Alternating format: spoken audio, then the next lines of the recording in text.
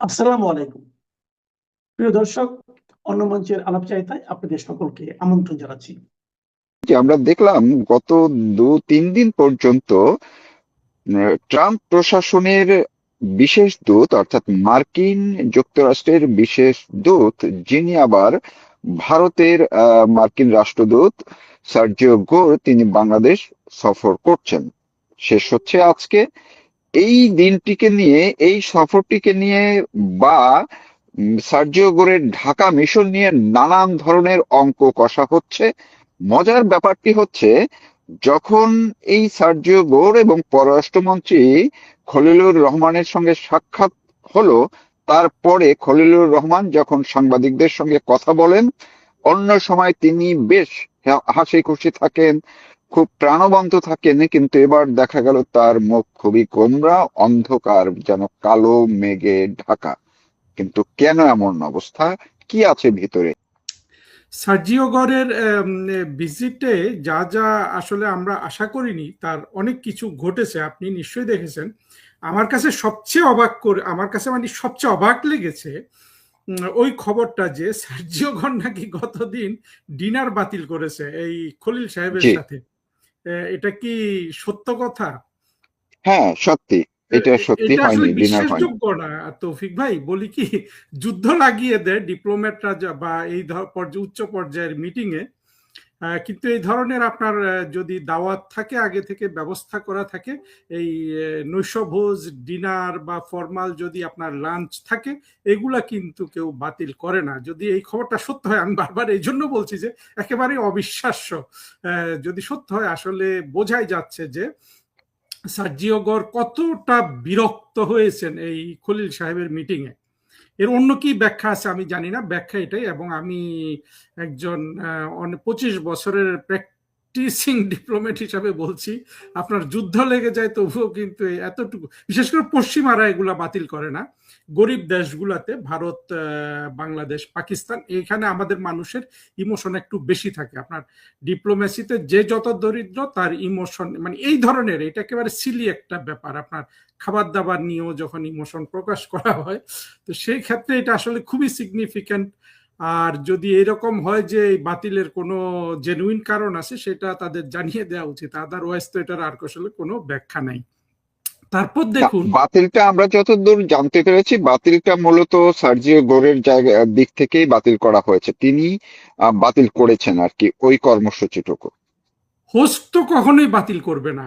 যদি বাতিল জি। হয়ে থাকে, আপনাকে ধরে নিতে হবে এটা অতিথির পক্ষ থেকে বাতিল করা হয়েছে। আর বাংলাদেশের কি সাহস আছে যে আপনার মানে ডিনার আয়োজন করে। আর খলিল সাহেব তো আমরা জানি আসলে আমার, দেখেন, আজকে সারাদিন এগুলো নিয়ে অনেক কথা হয়েছে, আমিও বলেছি।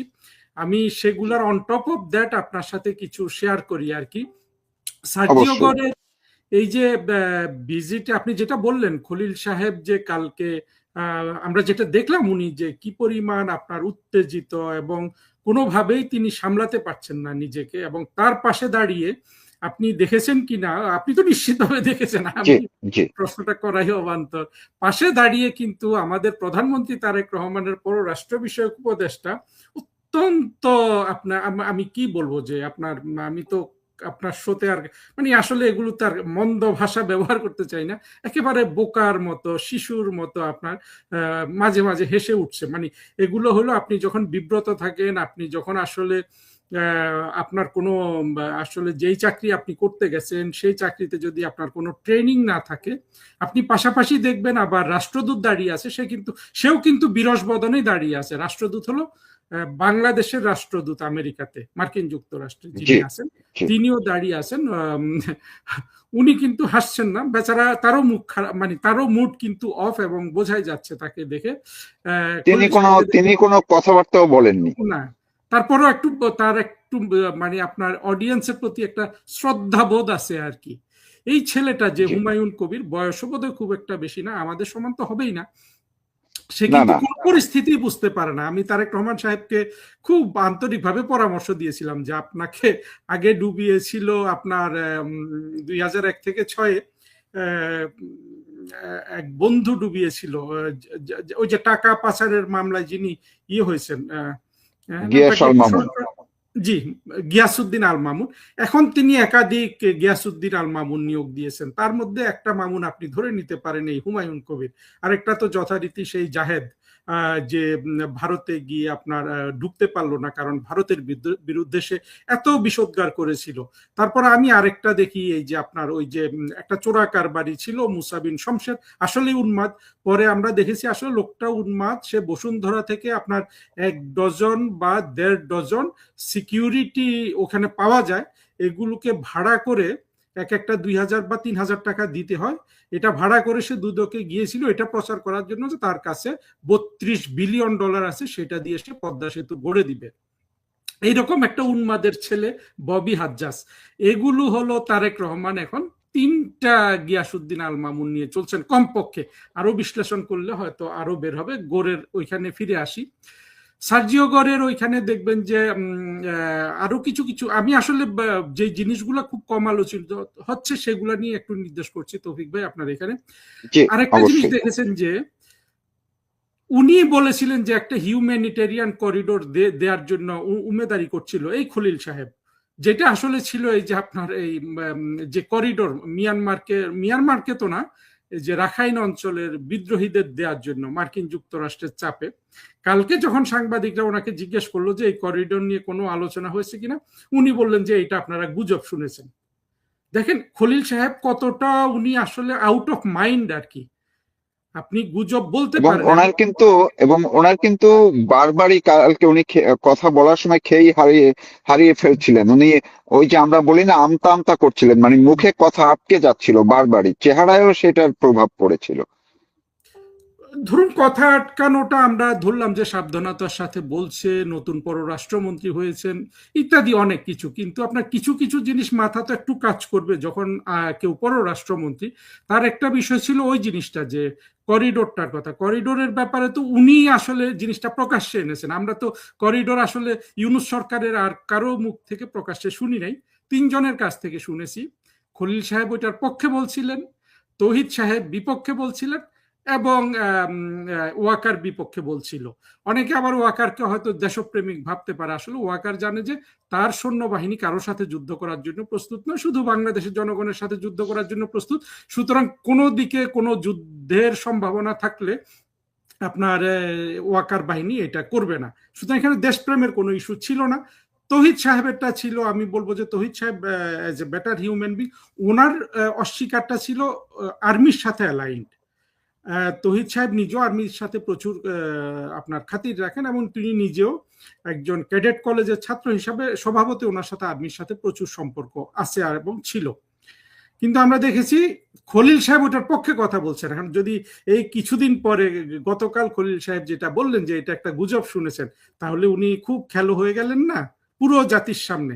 আপনি যদি পররাষ্ট্রমন্ত্রী হতে চান, আপনি কি নিজেকে এত খেলো করবেন? আরেকটা জিনিস খেয়াল করবেন যে উনি কিন্তু আমাদের খুবই দেখেন, আপনি মোমেন স্যারকে আপনার প্রোগ্রামে আনেন, আমার খুব ভালো লাগে। এই মোমেন স্যার একবার একটা কথা বলেছিলেন যেটা আমি সমর্থন করি না, স্বামী স্ত্রী সম্পর্কের মতো একটা কথা, যেটা শেখ হাসিনা সরকারের জন্য একটা বিব্রতকর পরিস্থিতি হয়েছিল। কিন্তু মোমেন স্যার যখন আপনার মার্কিন যুক্তরাষ্ট্রের তখন যে এই জো বাইডেনের যে পররাষ্ট্রমন্ত্রী ছিল, secretary of state Antony Blinken, এই ব্লিংকেনের সাথে আপনারা খেয়াল করেছেন কিনা, উনি আমেরিকাতে গিয়ে একটা বাইল্যাটারাল মিটিং করেছিল। এগুলো সব তখন আসলে বাংলাদেশের শেখ হাসিনা সরকারকে ফেলে দেওয়ার অংশ হিসাবে সবকিছু হচ্ছে।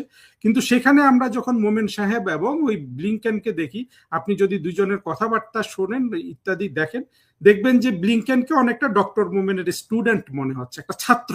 মানে মোমেন সাহেবকে আমরা আসলে মিসআন্ডারস্ট্যান্ড করি আর কি, একজন জ্ঞানী মানুষকে ছোটখাটো বিষয়। কিন্তু এই খলিল 2 দিন আগে কিন্তু সতীন এবং স্ত্রী নামে একই রকম একটা ন্যাক্কারজনক কথা বলেছেন। এইটা নিয়ে কিন্তু একটু কি কোথাও তোলপাড় হয়েছে? হয়নি। আপনার মনে আছে যে জাস্ট তার আগে মনে আছে যে একই কথাই তো হলো, তাই না? তো কথা হলো কি, বাংলাদেশের এই তারেক রহমান সাহেব আসলে সৌভাগ্যবান। উনি এমন একটা সময় প্রধানমন্ত্রী হলেন, এমন একটা সময় খলিলরা পররাষ্ট্রমন্ত্রী হলো। সেই সময় আসলে আপনার বাংলাদেশের অভ্যন্তরে মিডিয়া বলতে কিছুই নাই। আমরা জানি যে 2024-এর আপনি একজন অত্যন্ত দক্ষ এবং সিনিয়র সাংবাদিক হিসাবে জানেন যে আসলে 2024-এর জঙ্গি উত্থানের পরে মিডিয়া বলতে বাংলাদেশে কিছু নেই। যা আছে সবকিছু কিন্তু জঙ্গি উত্থানের পরে যারা এস্টাবলিশমেন্ট দখল করেছে, রাষ্ট্র দখল করেছে, তাদের তাবেদার হয়ে গেছে। এরা আর কোনো কিছু নিয়ে কিন্তু আগের মতো আপনার করে না। পাশাপাশি তারেক রহমান সাহেব আরেকটা ব্যাপারে খুবই সৌভাগ্যবান। এখন যারা আমরা অনলাইনে সোশ্যাল মাধ্যমে কথা বলি, আমাদের কণ্ঠ ক্ষীণ হোক, আমাদের দর্শক হোক, আমরা কিন্তু কেউ তখন আওয়ামী লীগ সরকারের সময় যেসব সাইবার সন্ত্রাসীরা কথায় কথায় গুজব রটনা করতো, সেই আপনি পিনাকি, ইলিয়াস, কনক সারোয়ার, আমরা কিন্তু কেউ কিন্তু গুজব রটনা করি না। ফলে আমরা গঠনমূলকভাবে তারেক রহমান সরকারের হয়তো কোনো জিনিস নির্দেশ করলো, আমাদের তরফ থেকেও কিন্তু কোনো আপনার সেই ধরনের গুজব, মিথ্যা প্রপাগান্ডা নাই। এটাও কিন্তু তারেক রহমান সরকারের কিন্তু দেখবেন যে অত্যন্ত সৌভাগ্যের বিষয় হয়ে দাঁড়িয়েছে। ফলে এই যে একটা ফরেন মিনিস্টার একই ধরনের কথা বলে, ডক্টর মোমেনের কথাটা সারা পৃথিবীতে আপনার এটা নিয়ে হাসি ঠাট্টা করেছে, আর এই মোমেন সাহেবেরটা বাংলাদেশের মিডিয়া কিন্তু গিলে ফেলেছে। একটা মানুষকে আমি দেখলাম না যে কেউ বলল যে এটা তো ওই রকমই হয়, তাহলে এটা নিয়ে আমরা হাসাহাসি করব না কেন। আবার যদি সার্জিও গোরের ওই জায়গায় ফিরে আসি, সার্জিও গোর নিজে বলেছে যে অনেক পজিটিভ ডেভেলপমেন্ট হয়েছে। ওনার একটা লাইন আছে ওনার নিজের অফিসিয়াল এক্স হ্যান্ডেলে, কিন্তু খলিল সাহেবের কথায় বোঝা যাচ্ছে যে কোনো পজিটিভ ডেভেলপমেন্ট নাই, আলোচনা হয়েছে কোনোটা, মানে এখান থেকে আপনি বুঝতে পারেন যে একটা মানুষ উনি কত, মানে ওনার উপর কি পরিমাণ ঝড় গেছে। উনি যখন সেই 1 ঘন্টা ব্যাপী এই গস সাহেবের সাথে বৈঠক প্রায় 2 ঘন্টার মতো, 2 ঘন্টা বৈঠক করে কিন্তু উনি বলছেন যে কোনো কিছু আলোচনা হয় নাই। সাংবাদিকরা প্রশ্ন করছে, উনি বলছেন না, এটা আলোচনা হয় নাই, ওইটা আলোচনা হয় নাই। আসলে এখানে তো আলোচনা কি হয়েছে খুবই আমরা ধারণা করতে পারি। এখানে আপনার চীনের সাথে যে অর্থনৈতিক মানে তারেক রহমান সাহেবের বাজেট বাস্তবায়নের জন্য হইলেও চীনের এই মুহূর্তে আপনার চীনের সাথে ওনার সুসম্পর্ক ছাড়া কোনো উপায় নেই। এবং ওনার যারা 2-1 জন ওনাকে উপদেশ দিচ্ছেন, তারাও কিন্তু বলছে যে আপনি চীনের কোলে চলে যান, আদারওয়াইজ আপনি কোনোভাবেই টিকতে পারবেন না, কারণ টাকা ছাড়া তো টিকতে পারবেন না। এইটা মার্কিন যুক্তরাষ্ট্র সহ্য করতে পারছে না।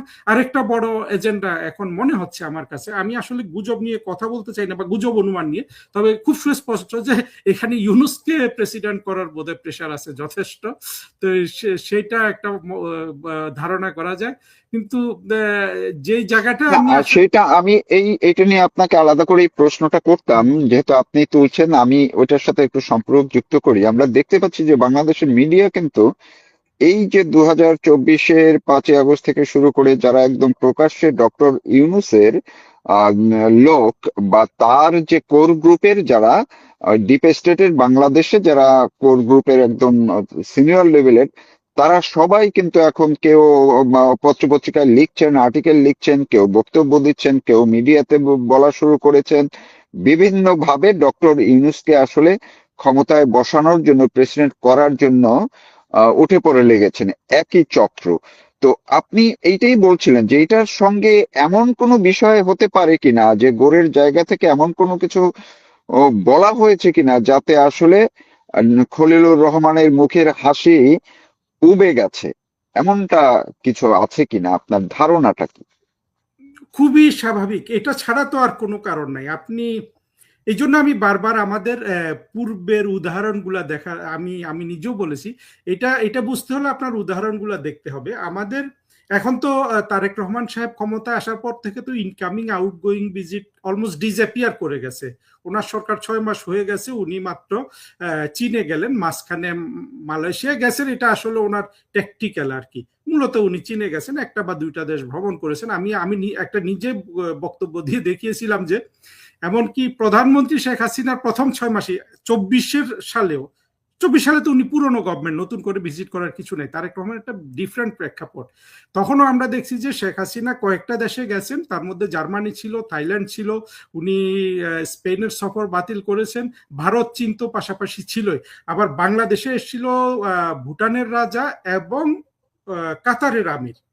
প্রথম 4-5 জি। মাসের মধ্যে। আর তারেক রহমানের এখানে অন্তত যদি আপনার অর্ধেকও পারফর্ম করতেন উনি, মানে এতটুকু ভিজিট হলো বলতে হতো যে ওনাকে প্রধানমন্ত্রী হিসাবে বিশ্ব আসলে অর্ধেক চোখে দেখে। সেটা কিছুই হচ্ছে না। আপনি দেখেন এই সরকার প্রধান বিদেশেও যেতে পারছে না, বাইরেও যেতে পারছে না। আর তার মধ্যে আপনি যেটা বলছিলেন যে ডক্টর ইউনূসের যে বিষয়টা, ওরা বদিউল আলমরা কিন্তু প্রথম বোধহয় ইত্তেফাক দিয়ে শুরু করেছিল, সবাই আবার কণ্ঠ তুলেছে যে এমন কাউকে প্রেসিডেন্ট নিয়োগ করা দরকার যাতে শক্তিশালী একজন প্রেসিডেন্ট হয় আর কি। এইটা এই এই প্যাটার্নটা কিন্তু 2024-এর আগে যা যা করেছিল ইউনূসরা আপনার জি। তার সাথে মেলে। একদিকে বদিউল আলমরা কিন্তু শেখ হাসিনার বিরুদ্ধে বিষোদ্গার করেছে, আর একদিকে দেখবেন যে যারা রাজনৈতিক ফ্রন্টে ছিল তারা বিষোদ্গার করেছে, রাজনৈতিক ফ্রন্টে জামাত, হেফাজত, বিএনপি। এখন দেখা যাচ্ছে ওদের অভ্যন্তরীণ বন্টনে বিএনপি একটা পক্ষ হয়ে গেছে, অন্য পক্ষ জামাত, এনসিপি, তারাও ইউনূসের জন্য ক্যাম্পেইন করছে, আর বদিউল আলমরাও ইউনূসের জন্য ক্যাম্পেইন করছে। সার্জিও গোর একই সময় ঢাকা এসেছেন। সুতরাং আপনি যদি প্যাটার্নটা দেখেন যে একই চক্র কিন্তু এখন তারেক রহমানের মাথার উপর বসেছে। এখন তারেক রহমানের ডিলেমাটা আমি কিন্তু খুব সহানুভূতির সাথে বুঝি। উনি জানেন যে উনি যতটুকু মানে ক্ষমতা ভোগ করছেন এখন পর্যন্ত, এখানে যদি ইউনূস বসে যায় তাহলে আসলে ওনার হাতে আর কোনো ক্ষমতাই থাকবে না। এখন উনি কি ততটুকু ক্ষমতা দিয়ে দিবেন কিনা, এইটা কিন্তু একটা বড় ধরনের আপনার ওনার উপর বড় ধরনের কিন্তু একটা বাস্তবতা তারেক রহমানের জন্য। আর খলিল সাহেবের সমস্যাটাও কিন্তু একই রকম, যে যাই হোক উনি তো এখন তারেক রহমান সরকারের পররাষ্ট্রমন্ত্রী, ফলে তারেক রহমানের ইচ্ছাটাও ওনাকে কিন্তু এই যে সার্জিও গর সাহেবকে জানাতে হয়। ফলে এখন সার্জিও গর সাহেব যদি বলেন যে তুমি তো আমার লোক, খুব সবাই জানে যে আসলে ডিপ স্টেট যেটা বলা হয়, মানে মার্কিন প্রশাসনের হয়েই কিন্তু খলিল নিজেও কিন্তু মার্কিন নাগরিক, এবং কোনো বিপদ হলে সবার আগে যে লোকটা আসলে এই সিস্টেমে পাওয়া যাবে না, বিএনপির সিস্টেমে, সেটা কিন্তু এই খলিল সাহেব। কারণ তার কিন্তু আপনার পূর্ণ ঠিকানা, নাম, বাড়ি ঘর সব কিন্তু মার্কিন যুক্তরাষ্ট্রে আছে। তো এই অবস্থায় খলিল সাহেবকে যদি কোনো কড়া কথা বলা হয়, সেটা আসলে অনেক বেশি আপনার হার্শ হওয়ারই কথা। এখন ছাড়া আপনি আসলে কিভাবে খলিল সাহেবের এই জিনিসটা ব্যাখ্যা করবেন? যে জায়গা আমি আসলে বলতে গিয়েও ভুলে গেছিলাম, সেটা হলো আমরা যদি একটু আগের দিকটা দেখি, আমরা যদি দীপু মনি এবং হিলারি ক্লিন্টনের এইরকম সাংবাদিক সম্মেলন দেখি, মোমেন সাহেবের সাথে অ্যান্টনি ব্লিংকেন কিংবা আপনার মার্কিন উচ্চ পর্যায়ের একজন, উনি প্রেসিডেন্সিয়াল ক্যান্ডিডেটও ছিলেন, আপনার জন ক্যারি, হ্যাঁ, বাইডেন সাহেবের ক্লাইমেট এনভয়, কিংবা আমাদের পররাষ্ট্র প্রতিমন্ত্রী শাহরিয়ার আলম, অত্যন্ত সেন্সিবল একজন মানুষ, ওনার সাথে কোনো এই ধরনের আপনার উচ্চ পর্যায়ের আপনি বৈঠক দেখেন, কিংবা আমাদের লাস্ট আওয়ামী লীগ সরকারের last foreign minister doctor Hasan Mahmud, কখনো ওনারা কোনো সাংবাদিক, আমরা তো এদেরকে গালিগালাজ করি, আসলে আমি নিজে করি, ডক্টর হাসান মাহমুদকে গালি দিয়েছি, শাহরিয়ার আলম সাহেবকে গালি দিয়েছি, মোমেন সাহেবকে গালি দিয়েছি, দীপুমণিকে গালি দিয়েছি আমি প্রকাশ্যে। কিন্তু আপনি দেখবেন এই যে আমাদের 4 জন, একজন প্রতিমন্ত্রী যে অনেক দক্ষতা অর্জন করেছিলেন, উনি 2 বার প্রতিমন্ত্রী ছিলেন, আর 3 জন পূর্ণমন্ত্রী, পররাষ্ট্রমন্ত্রী, কখনো কোনো সাংবাদিক সম্মেলন আপনার গ্রেস ছাড়া, একজন ফরেন মিনিস্টারের যে ইউজফুল মানে ইউজুয়াল আপনার মানে গ্রেস থাকা দরকার, আপনার এক ধরনের আপনার তার একটা এক ধরনের কূটনীতিক সুলভ আপনার কি বলবো যে অ্যাপিয়ারেন্স থাকা দরকার, তার বাইরে কখনো এই ব্যক্তিগুলো একবারও যান নাই। খলিল সাহেব দেখবেন যে উনি ক্যামেরার সামনে আসলেই কিন্তু একটা আহাম্মকের মতো হাসে, দুঃখিত আহাম্মক শব্দটা ব্যবহার করার জন্য, সে হলো হুমায়ুন কবির, আর একজন খলিল সাহেব উত্তেজিত হয়ে যান। আমি মনে করি যে ওনাদের কথা তো আসলে অনেক, তৌফিক ভাই একটু ডাইভার্স হয়ে যাচ্ছে, মাফ করবেন, আমার মনে হয় যে তারেক রহমান সাহেবের একমাত্র মানে ওনার কিছু মানে ভাবমূর্তি রক্ষা করার জন্য ওনার ওই জুনিয়র যে যিনি আছেন শামা ওবায়দ, যিনি ন্যাচারালি এসছেন, খলিল সাহেবের মতো পেছনের দরজা দিয়েও আসেন নাই, আবার হুমায়ুন কবিরের মতো ওইভাবে তারেক রহমানের সাথে দীর্ঘ বন্ধুত্বের মাধ্যমে আসেন নাই, রাজনীতি করে এসেন। উনি দেখি যে অনেকটা আপনার মোটামুটি শান্তশিষ্ট থাকতে পারেন প্রেসের সামনে, বাকিরা পাচ্ছেন না। আর খলিল সাহেবের উপর এই জিনিসটা আমি আসলে আল্লাহর গজব হিসাবে দেখি। তৌফিক ভাই দেখেন, এই লোকটা যারা ফরেন মিনিস্ট্রি বা এই লোক সম্পর্কে জানে, তারা জানে যে এই লোকটার জীবনের, ইউনূসের যেমন জীবনের স্বপ্ন ছিল আপনার অর্থবিত্ত কামাই করা, নোবেল প্রাইজ পাওয়া, চুরিদারি করা, বাটপারি করা, এই লোকটার একটাই স্বপ্ন ছিল তো এই খলিল সাহেবের বাংলাদেশের পররাষ্ট্রমন্ত্রী হওয়া। এখন উনার দুর্ভাগ্য, উনি একটা আপনার পেছনের দরজা দিয়ে একটা মানে আমাদের বাংলাদেশ রাষ্ট্রের সাধারণ মানুষের সাথে প্রতারণার মধ্যে, এবং মানুষের অপছন্দ হওয়ার কথা। সাধারণ মানুষ, আমাকে অনেকে বলেছে বাংলাদেশ যে এখন আমেরিকা যেভাবে আধিপত্য বিস্তার করেছে সাধারণ মানুষ এটা পছন্দ করছে না। তাহলে দেখেন এই যে এমনকি বিএনপি সমর্থকরাও গালি দিচ্ছে। আজকে আমি ফেসবুকে দেখলাম যে খলিল যতদিন আছে তারেক রহমানের রক্ষা নাই, অর্থাৎ খলিলের উপর আসলে আল্লাহর গজব পড়েছে। এই আপনি যদি এটা দেখেন যে উনি পররাষ্ট্রমন্ত্রী হন, আপনি সহজ সরল পথে যদি হতেন, কিন্তু উনি এমনই পথে হলেন যে আসলে উনি আসলে এটা এনজয় করতে পারছেন না, নানান ধরনের চাপ। আর এসব জায়গায় একটা জিনিস কি জানেন মারুফ ভাই, আপনি যদি কারো অনুগ্রহ নিয়ে আপনি এই ধরনের পোস্ট দখল করেন, এটা সবাই বোঝে যে ওই ওই ওই উচ্চতর শক্তির আপনি কিন্তু দাসে পরিণত হবেন। এই দাস হওয়ার যে আপনার বিড়ম্বনা, যে টেনশন, যে প্রেশার, এইটা আসলে খলিল সাহেবের মাথার উপর ভর করেছে, যার কারণে আমরা তাকে এই এই এই এই আপনার উত্তেজিত অবস্থায় দেখতে পাচ্ছি বারবার। এমনকি চীন সফরের পর তারা যে সাংবাদিক সম্মেলন করেছিলেন সেখানেও কিন্তু আমরা একই জিনিস দেখেছি। তো এখন আমি একটু শেষ পর্যায়ে চলে এসেছি।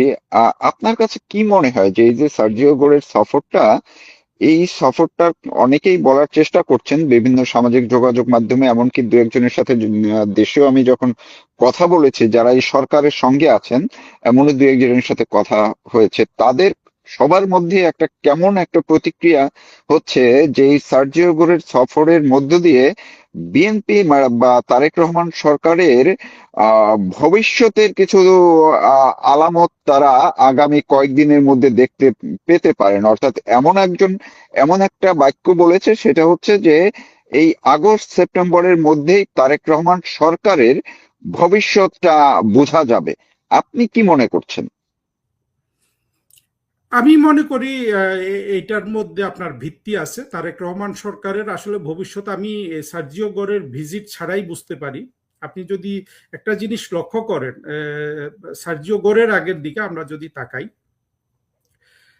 বাংলাদেশের যে ইকোনমিক যে আপনার কি বলবো ডাউন টার্ন যেটা হয়ে গেছে ইউনূসের মাধ্যমে, জঙ্গিদের মাধ্যমে, আপনি জানেন যে অর্থমন্ত্রী আমির খসরু মাহমুদ চৌধুরী 6.5% জিডিপি টার্গেট করে একটা অবাস্তব বাজেট করেছেন।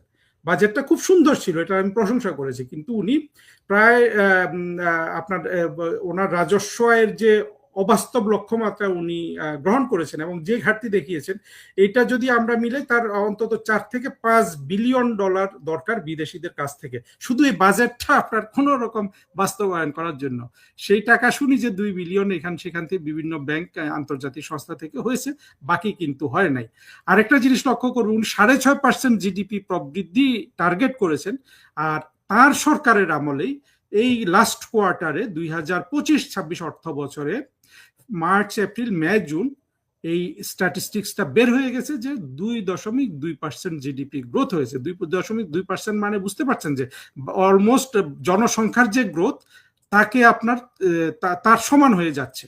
এইটা বাংলাদেশের নিশ্চিতভাবে আপনার দুর্ভিক্ষের দিকে নিয়ে যাচ্ছে। এইটা তো ওই তারেক রহমানের তো আমি জানি না, উনি ওই যে বাচ্চাদের সাথে বসেন প্রায়, ওগুলা দিয়ে কিন্তু তার পিআর টিম তাকে রক্ষা করছে, বাচ্চাদের সাথে ছবি তোলেন। উনি শুরু থেকে আমরা দেখছি যে উনি একটু চলাফেরায় মানুষকে দেখাচ্ছেন যে জনগণের প্রধানমন্ত্রী, কিন্তু তার যে এই যে সমূহ বিপদ, বাংলাদেশের মানুষ, আমি আগেও বলেছি তৌফিক ভাই, মানুষ আসলে অনেকটা জঙ্গিকৃত হয়ে গেছে, অর্থাৎ জঙ্গিদের প্রেমে, লোভে, প্রলোভনে পড়ে গেছে, কিন্তু তারা ক্ষুধাটা সহ্য করবে না।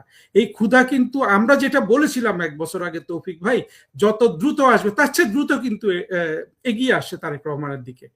তার সাথে জড়িত হয়ে গেছে আপনার ওনার এই আন্তর্জাতিক সম্পর্কগুলো ম্যানেজ করতে না পারে। ম্যানেজ করতে পারারও কথা না। আপনি যখন 2024-এ আপনি যখন জঙ্গি উত্থানের যে কোয়ালিশন হয়েছে সেটার একটা বৃহত্তর আপনি মেম্বার হয়ে গেছেন, সেটাতে তো আর লুকোচাপা মার্কিন যুক্তরাষ্ট্রের প্রেসিডেন্টই রাখেন নাই যে $29 মিলিয়ন দেয়া হয়েছে বাংলাদেশকে, বাংলাদেশের পলিটিক্যাল ল্যান্ডস্কেপ চেঞ্জ করার জন্য, যার অর্থ দাঁড়ায় যে শেখ হাসিনা সরকারকে ফেলে দেওয়ার জন্য। এই কথাটা যদি ডোনাল্ড ট্রাম্প সাহেব বলেন, এটাকে আমি বুঝি না আমাদের ভাষ্যকাররা।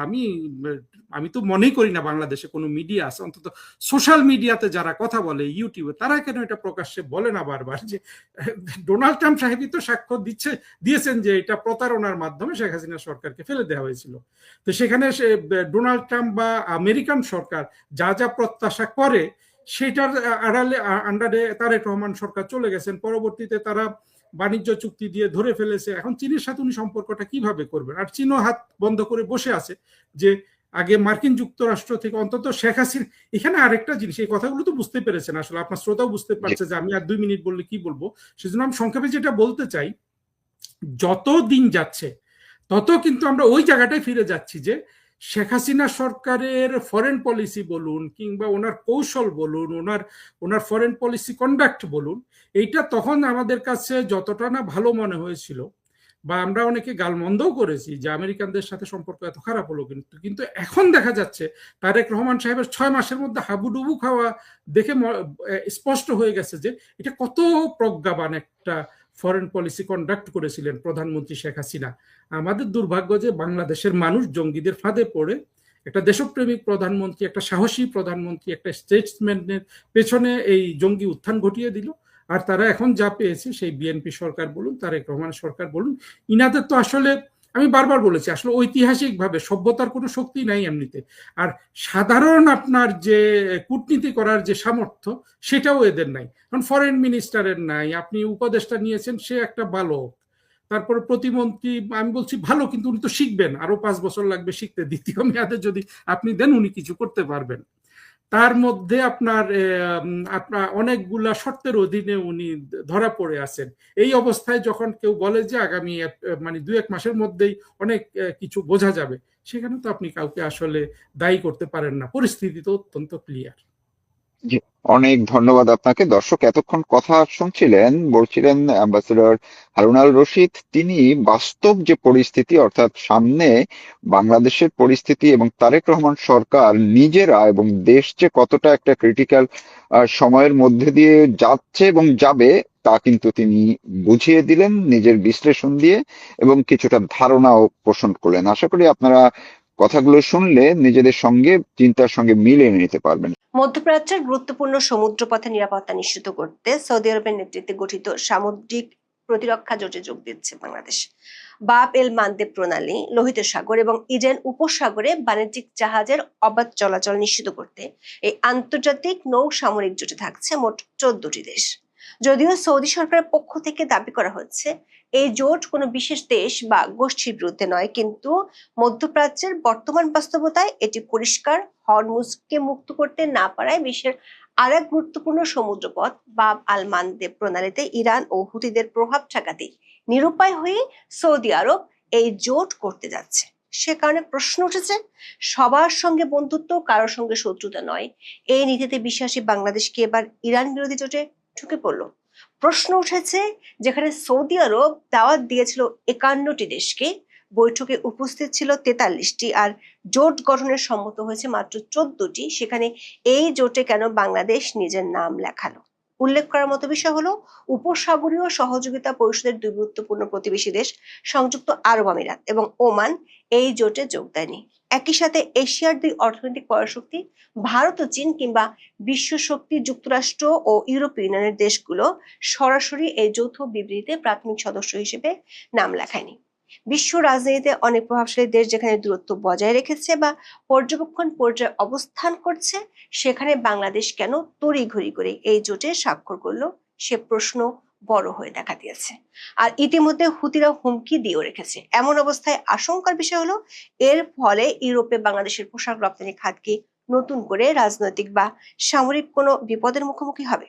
বৃহস্পতিবার এক বিবৃতিতে সৌদি আরবের প্রতিরক্ষা মন্ত্রণালয় জানিয়েছে, সম্মিলিত সামুদ্রিক নিরাপত্তা সহযোগিতা জোরদার করার লক্ষ্যে গড়ে তোলা হয়েছে multi national maritime defence alliance. জোটভুক্ত দেশগুলো জানিয়েছে, ভারত মহাসাগরের সঙ্গে ভূমধ্যসাগরকে যুক্ত করা 3টি অত্যন্ত গুরুত্বপূর্ণ জলপথ বাব এল মানদেব প্রণালী, লোহিত সাগর এবং এডেন উপসাগরে তারা আন্তর্জাতিক বাণিজ্য ও জ্বালানি সরবরাহের রুট পুরোপুরি নিরাপদ রাখতে চায়। যুক্তরাষ্ট্র ও ইরানের সংঘাত যখন হরমুজ প্রণালীকে কেন্দ্র করে চরম আকার নিয়েছে, ঠিক তখনই এলো এই যৌথ পদক্ষেপ।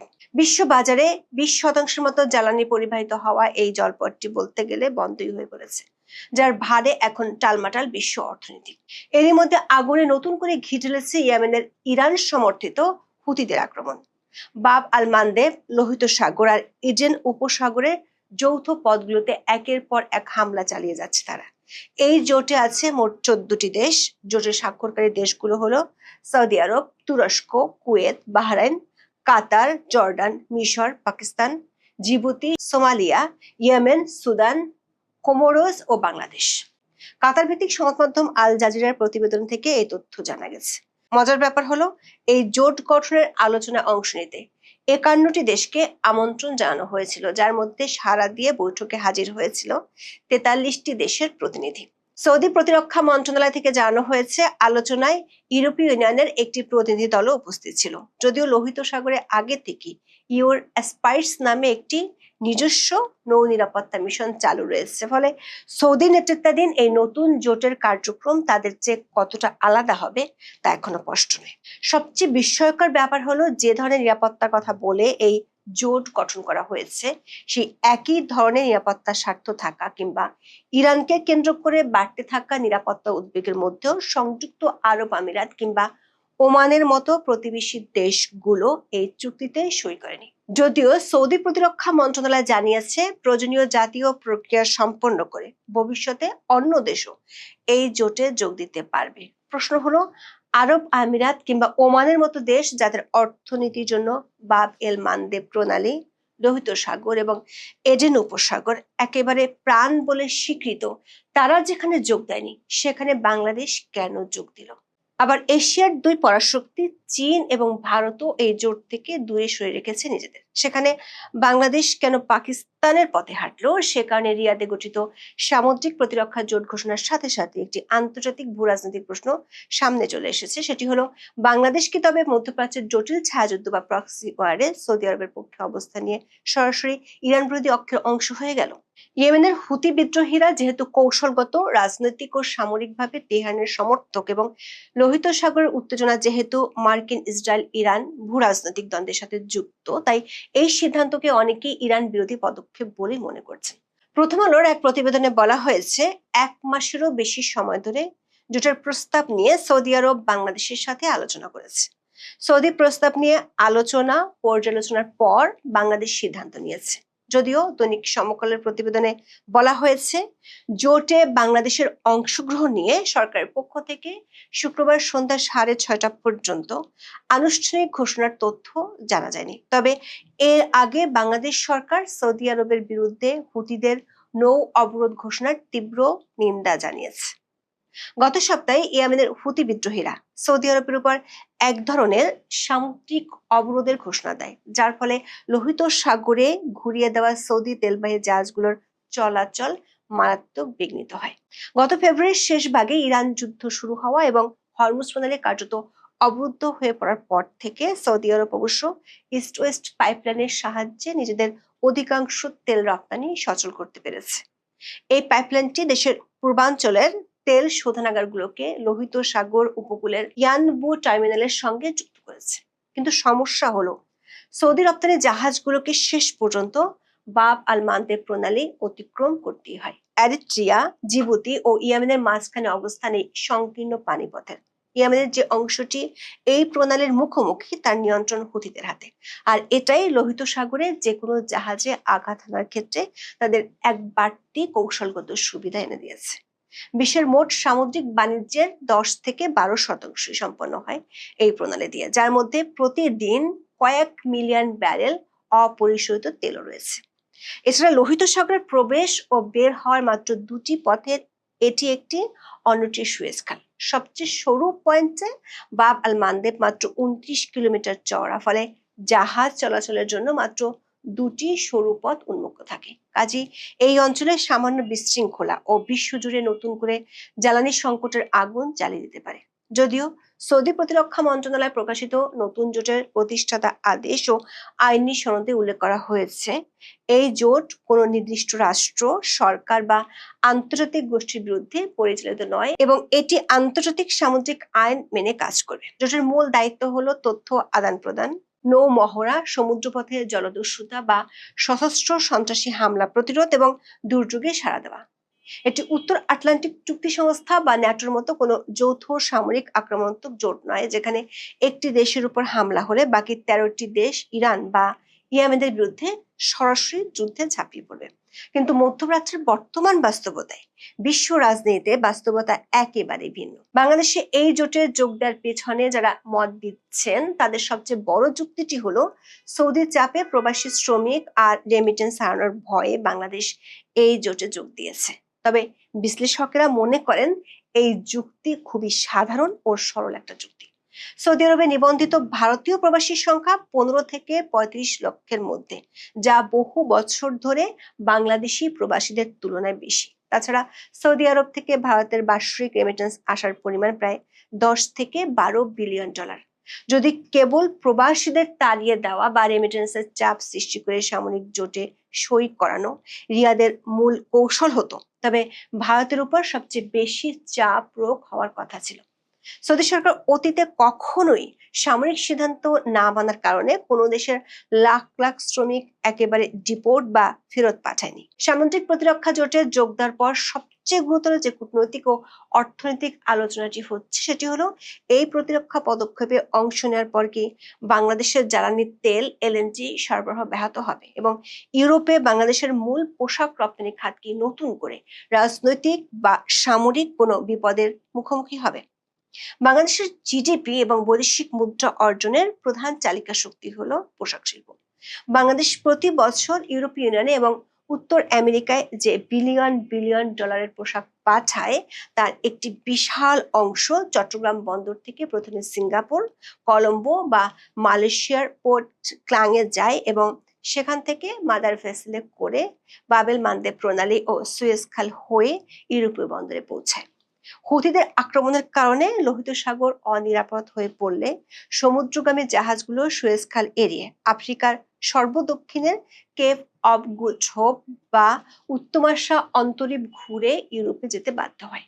এর ফলে জাহাজগুলোকে অতিরিক্ত প্রায় 3500 থেকে 4000 কিলোমিটার পথ বাড়তি পাড়ি দিতে হয় এবং যাতায়াতে 10 থেকে 20 দিন অতিরিক্ত সময় লাগে।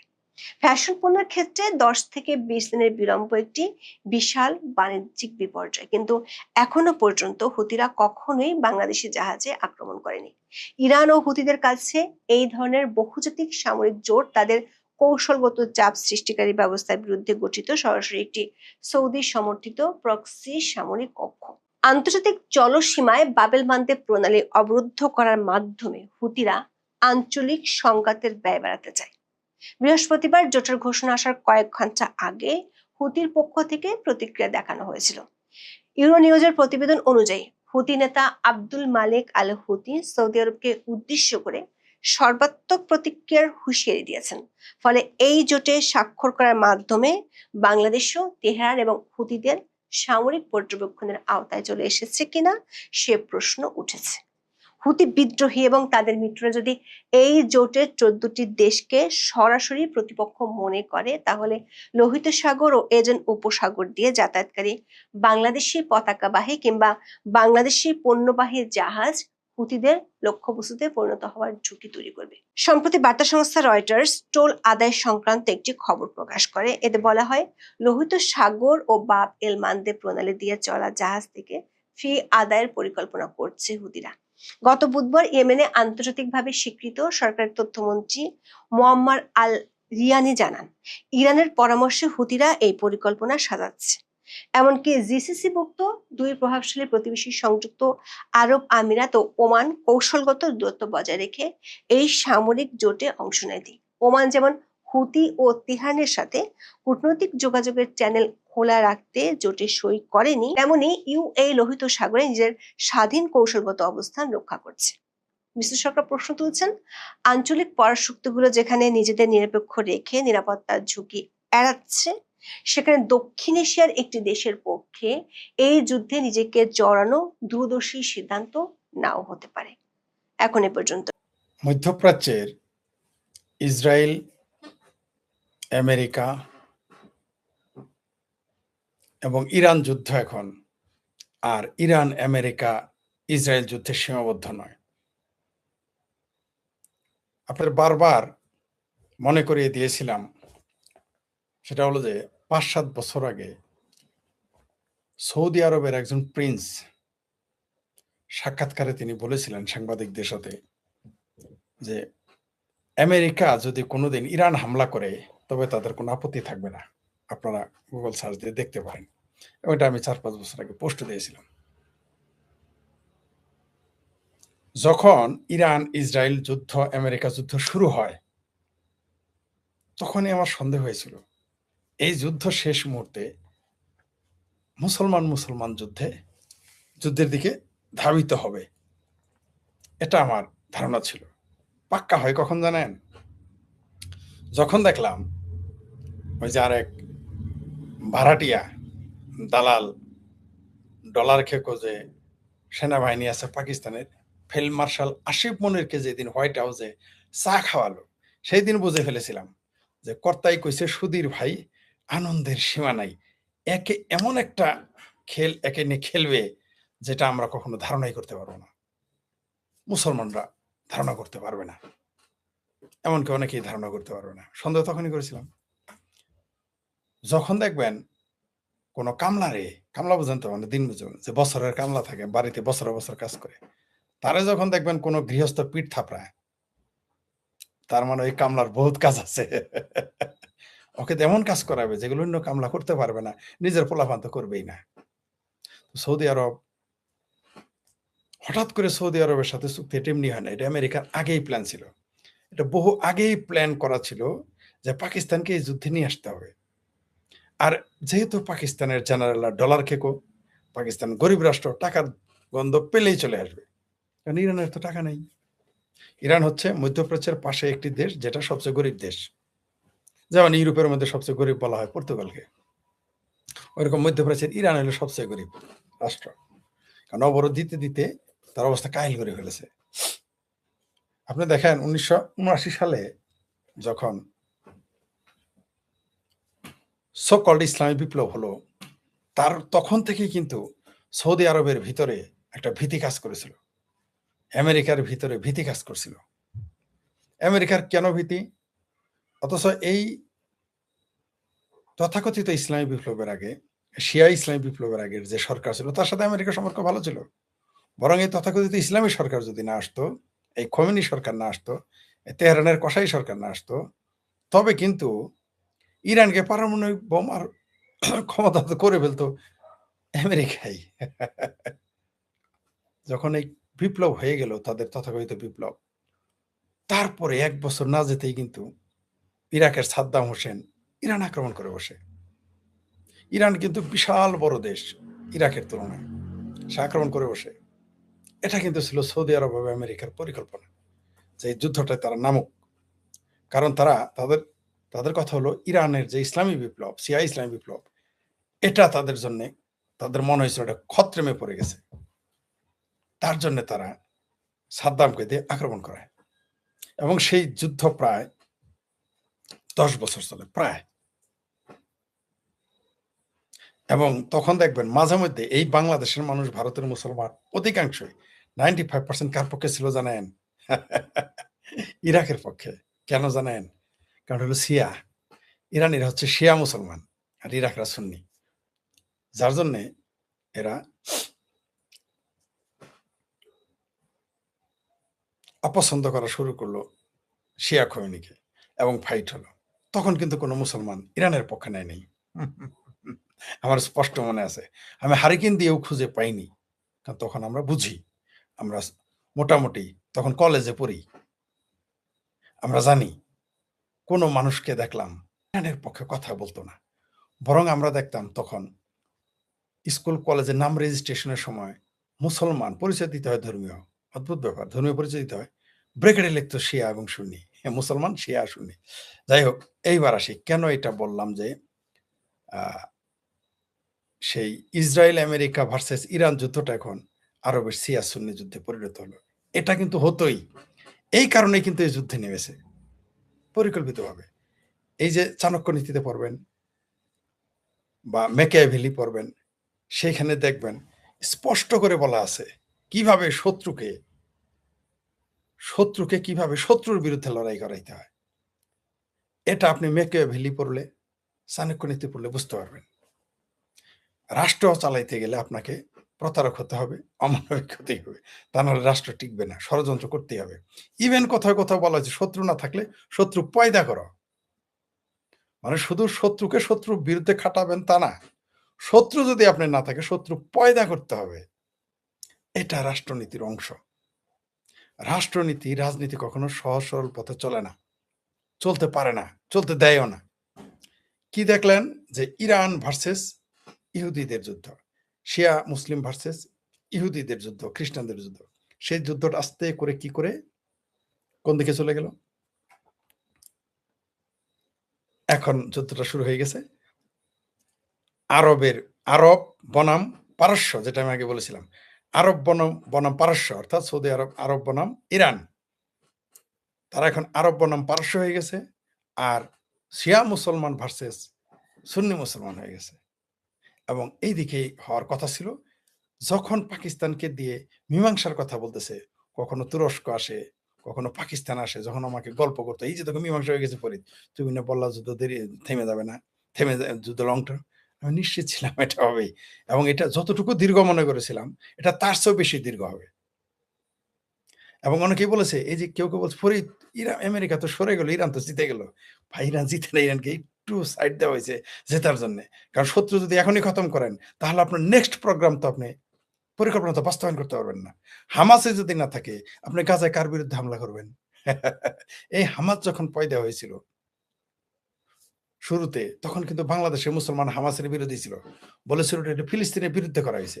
তারপরে হঠাৎ করে দেখলাম 20-25 বছর পরে সব দেখলাম হামাসের পক্ষে। 2023-এর 7 অক্টোবর যখন হামলাটা করলো ইসরায়েলে, আমরা তো আর 1200 মানুষ মেরে ফেললো, ধরে নিয়ে গেলো, জিম্মি করলো, ধর্ষণ করলো এই হামাসের জঙ্গিরা। তখনই বলেছিলাম এদের কপালে খারাপই আছে। কিন্তু আমাদের বাংলাদেশি মুসলমান বামপন্থীরা যেমন তেমন, বাংলাদেশি মুসলমান, ভারতের মুসলমান বলে এরা সব আবাবিল পাখি, দেখেন না কিভাবে উড়ে উড়ে গেল। ঠিক আছে, আর বামপন্থীরা তাদের পক্ষে চিল্লাচিল্লি করলো। কিন্তু আমরা জানতাম এর পরিণতি এটাই হবে, গাজা ছাড়তে হবে। কিন্তু এত তাড়াতাড়ি ছাড়তে হবে তা জানতাম না, বরং আগে ঘটে গেছে। তারপরে কি হলো, সিরিয়াতে আরেক মানে ওয়ান্টেড জঙ্গি ছিল, মোস্ট ওয়ান্টেড জঙ্গি আমেরিকার খাতায়, তাকে এনে সিরিয়াতে প্রেসিডেন্ট বানানো হলো। কি বুঝলেন? শুধু তাই না, সিরিয়াতে তাকে আনার পরে কি করা হইলো, বাশার আল আসাদ শিয়া মুসলমানের পক্ষে, তাকে তাড়ানো হলো, রাশিয়া চলে গেল। সবাই বাংলাদেশের মুসলমান খুশি হলো, ভারতের মুসলমান খুশি হলো, এমনকি কিছু কিছু বামপন্থীরাও খুশি হয়েছিল। তারপর কি হলো, তিনি এসেই প্রথমে লেবাননে সিরিয়াতে আমন্ত্রণ জানাইলেন ইসরায়েলি বাহিনীকে। তারপরে কি হলো, এই সিরিয়ার প্রেসিডেন্ট এখন কি করলো, সিরিয়ার নেতা জুব্বা ছেড়ে পাগড়ি ছেড়ে কোটটাই লাগাইলেন।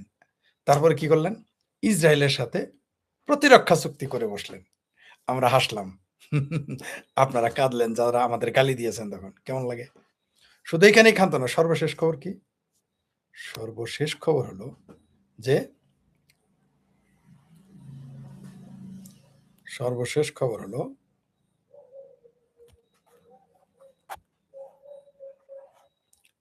যে 13 জাতির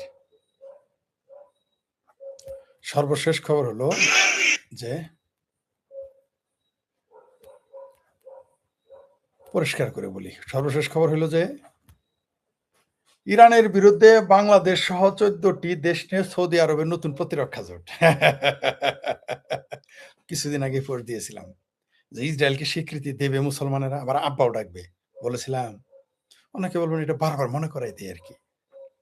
আওয়ামী লীগ সরকার ক্ষমতায় থাকাকালীনই বলেছিলাম যে এই বাংলাদেশ যদি কোনোদিন ইসরায়েলকে স্বীকৃতি দেয় তখন জামাত বিএনপি সরকার থাকবে। আর পোস্টগুলো পড়ে দেখেন, মনে করাই দিলাম আর কি। তখন আমাকে অনেক উন্মাদ বলেছিল সৌদি আরব স্বীকৃতি দিবে, এটা অসম্ভব। আমি বলেছিলাম দিবে, কাছে আসতেছে কিনা, তলে তলে তো দিয়ে ফেলেছে, এখনো স্বীকার করে নেই। এই যে 14টি দেশ প্রতিরক্ষা চুক্তি করেছে ইরানের বিরুদ্ধে, কারা যেন ইরানে গিয়েছিল জানাজা পড়তে, কোন সরকারের স্পিকার যেন গিয়েছিল, কোন সরকারের বিরোধী দল যেন গিয়েছিল, জামাত, কোন সরকার, এই মুসলেগা সরকার। আমেরিকা এখন কে কার বন্ধু? আবার এই জামাত কি বলেছে যে আমেরিকা তাদের, যুক্তরাষ্ট্র তাদের পরীক্ষিত বন্ধু। কেমন হইল? মৌলবাদ, জঙ্গিবাদ আমেরিকার বন্ধুই হয়, সাম্রাজ্যবাদীদের বন্ধু হয়। প্রমাণ হয়েছে বাংলাদেশের জামাত, প্রমাণ হয়েছে হামাস যে তাদের পক্ষে কাজ করেছে। হাইরে হামাসের জন্য কারণ এখন হামাসের নেতা কি বলেছে? আমরা অস্ত্র ছেড়ে দিলাম মুসলমানদের, গাজার মুসলমানদের স্বার্থে। তাহলে আগে অস্ত্র ধরেছিলেন কার স্বার্থে? শোনেন, এই হামাসের নেতা ইসমাইল হানিয়া কাতারের 5 স্টার হোটেলে থেকে আপনি জীবনে শুনেছেন যে কোন নেতা 5 স্টার হোটেলে বসে দল চালায়? তারপরেও আপনাদের আকল হয় নাই। মুসলমানদের তো এমনি আকল কম, আমি বলি নেই। কলকাতার এক মৌলবী বলছে মুসলমানদের আকল কম, এই তো 2-3 দিন হলো বলছে, আমি বলি নাই। আমি বলে তো দোষ হয়ে যাবে। তো আকল আসলেই কম। 5 স্টার হোটেলে বসে জঙ্গি নেতা বসে থাকে। সেই হানিয়ার আত্মীয় স্বজন আবার বোন, ভাগ্নি, নাতি, এরা ইসরায়েলের নাগরিক। কাতারে বসে থেকে 5 সবচেয়ে বেশি টাকার মালিক, হাজার হাজার কোটি টাকার মালিক এই হামাস সংস্থা। অথচ গাজার লোক না খায় থাকে, টাকা তুলে। বাংলাদেশের মতো যাকে বলা হয় মিসকিন দেশ, সেখান থেকেও টাকা বাড়ায়, পাকিস্তান থেকেও টাকা বাড়ায়। কি বুঝলেন? তো এখন কি করেছে? 14টি দেশ মিলে একটা প্রতিরক্ষা চুক্তি করেছে, জোট করেছে। সেখানে বাংলাদেশ আছে, পাকিস্তান আছে, তুরস্ক আছে। এইবার লাখ ভেলগি লাখ। বলেছিলাম কিনা? ঠিক এইভাবেই দেখবেন একদিন একটা জোট হবে ইসরায়েলকে স্বীকৃতি দেওয়ার। এখন দেখেন শেখ হাসিনা আসার আগেই ডিসেম্বরে স্বীকৃতি দিয়ে দেয় কিনা এই সৌদি আরব, পাকিস্তান, বাংলাদেশ। বলেছিলাম আমরা পাশের কথা আগে কই, মানে জামালপুরে একটা কথা আছে, পাশের কথা আগে কইতো কেউ শয়তান কয়, কেউ জিন্দাবীর বলে। মিলতেছে হিসাব, আস্তে আস্তে বুঝতে পারতেছেন তো? আরো বলে দেই, যখন ইতিহাস ঘেটে দেখলাম যে 2 বার ইসরায়েলের বিমান পাকিস্তানে ল্যান্ড করেছিল, তাও ভুলে, এগুলো নাকি ভুলে হয়েছে।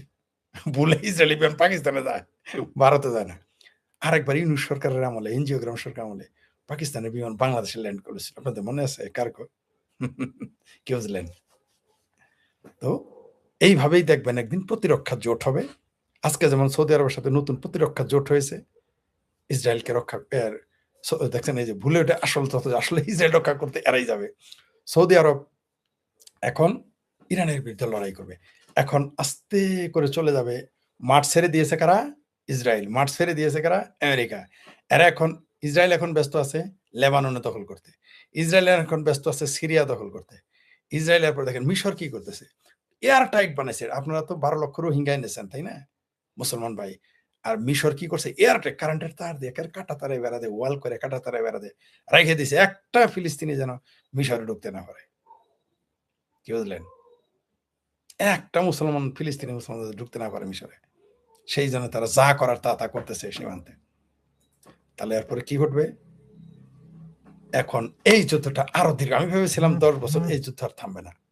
এখন বুঝতে পারছেন তো ইরানকে কেন ভ্যানিশ করে দেয় নাই? কারণ ভ্যানিশ যদি করে দেয় তাহলে পরে হালুয়া রুটি ভাগটা কিভাবে হবে? জমছে না খেলা? আরো জমবে। এই যুদ্ধ আরো দীর্ঘ হবে। মধ্যপ্রাচ্যকে তেনা তেনা বানায় ফেলাবে, ফানা ফানা বানায় ফেলাবে, একটা ফানা ফানা বানায় ফেলাবে, কিচ্ছু রাখবে না মধ্যপ্রাচ্যে। দেখতে পারবেন কি পরিণতি হয়, দেখতে পারবেন। তো এখন মুসলমান ভাইরা, বাংলাদেশের যারা আছে, ইরানের জন্য এত ফালাফালি তোমার সরকারের, বিএনপি সরকারের, এমনকি আওয়ামী লীগের মধ্যে খোমেনি লীগ আছে, আর বিএনপির তো আছেই। তো এখন তারা কি বলবে? আওয়ামী লীগ তো সমালোচনা করবে, যারা খোমেনি লীগ। কিন্তু যারা বিএনপির মধ্যে আছে, জামাত, এখন তোমরা কি বলবা? তোমাদের বাটপাড়িতে ধরা খেয়ে গেল, তোমরা এখন কি না ঘরকা না ঘটকা?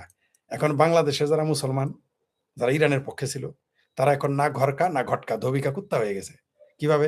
সরকার হইল সৌদি আরবের পক্ষে, এবং ওই যে ছোট্ট একটা রাস্তা নিয়ে আবার লেগে গেছে। হুতিকে দিয়ে ইরান খেলা খেলতেছে। আমি এর আগে করে বলেছিলাম হুতি আসলে কার পক্ষে কাজ করতেছে। গাজা তো ভ্যানিশ, হামাস তো ভ্যানিশ। আজ থেকে 10 বছর পরে ঠিক এই কাজটাই ঘটবে। দেখবেন যে হুতি আত্মসমর্পণ করেছে, হুতি অস্ত্র সমর্পণ করেছে। আবার বলে রাখলাম, 10 বছর পরে আমার কথা মনে হবে। এখন আমাকে উন্মাদ মনে হইতে পারে, হয়তো 10 বছর নাও লাগতে পারে। হুতিরা বলবে আমরাও হামাসের মতো অস্ত্র বরণ করলাম, সংবরণ করলাম, আমরা যুদ্ধবিরতি ঘোষণা করলাম মুসলমানদের স্বার্থে। যখন সব কাজ কমপ্লিট হয়ে যাবে, নিশ্চিত থাকেন 10 বছর পর হুতি এই কথা বলবে। সেম এই এই যে বর্তমানে স্ক্রিপ্ট চলছে হুবহু হামাসের স্ক্রিপ্ট করবে, সব উচ্ছেদ করে ফেলবে।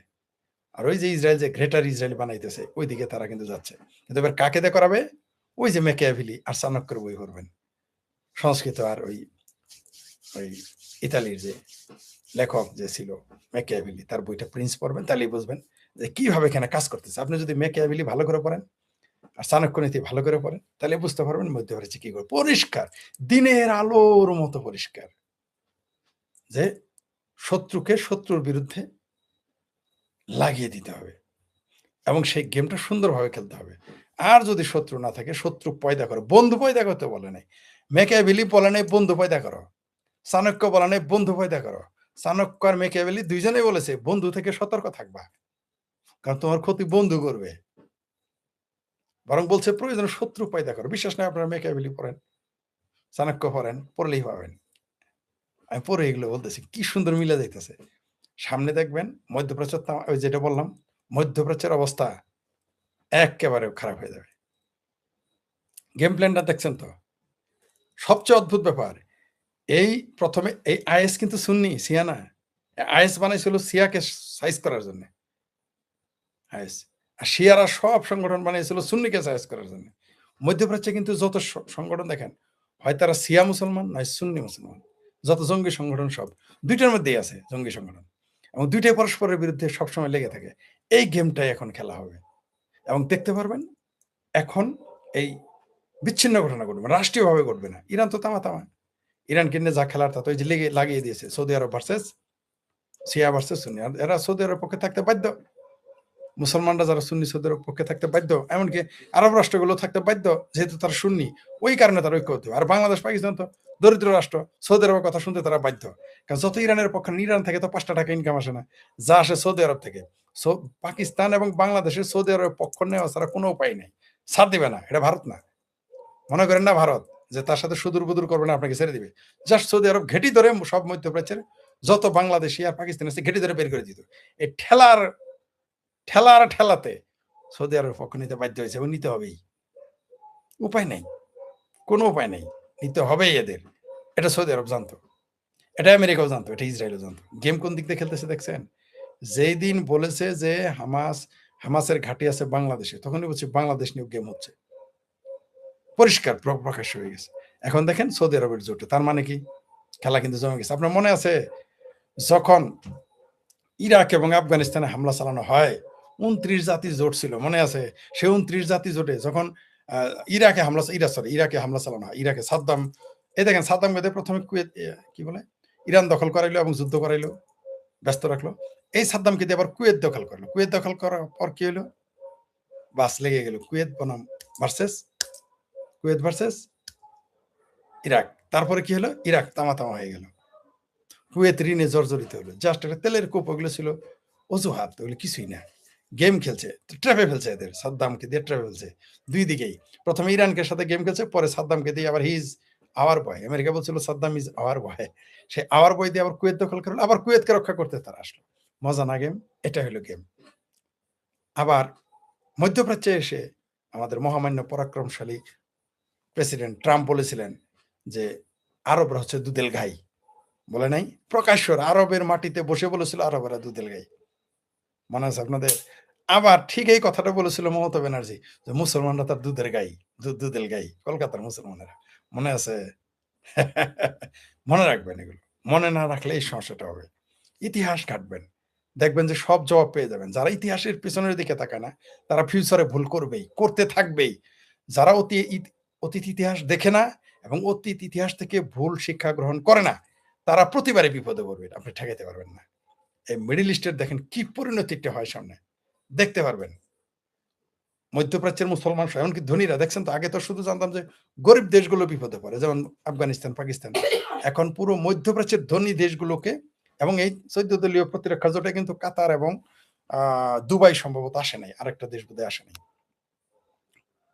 কুয়েত, কাতার, দুবাই, আর সবাই চলে আসছে। বিষয়টা কি দাঁড়াইলো?